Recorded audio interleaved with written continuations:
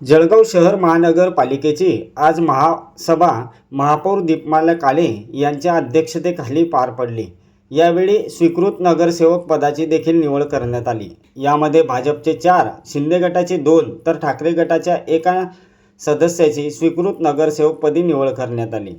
यावेळी नवनिर्वाचित नगरसेवकांची निवड होताच स्वीकृत नगरसेवकांचा महापौर दीपमाला काळे यांनी गौरव केला।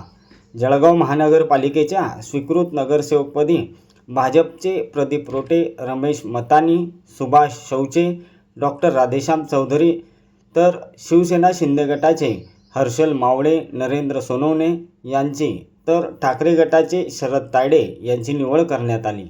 यावेळी नवनिर्वाचित नगरसेवकांच्या कार्यकर्त्यांनी एकच जल्लोष केला।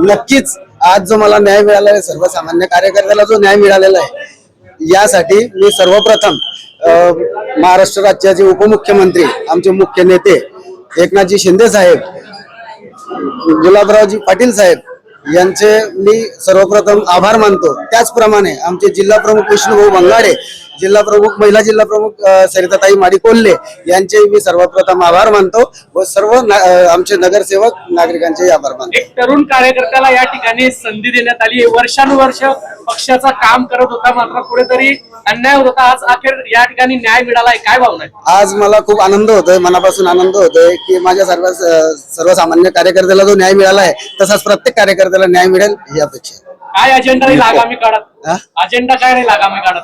100% जळगाव शहरामध्ये जे जे विकास कामांचा विषय राहील त्यावर मी अग्रेसर राहील। माननीय मंत्री महोदय गिरीश महाजन, जिल्ह्याचे लाडके आमचे मंत्री महोदय यांच्या आशीर्वादाने आमचे आमदार राजू मामा भोडे, जिल्हाध्यक्ष सुरोंशी साहेब, जळगाव शहरातील सगळं भारतीय जनता पार्टीचे नगरसेवक पदाधिकारी यांच्या सहकार्यामुळे आज व्यापारी बांधव आणि सिंधी समाजाला एक न्याय भेटला।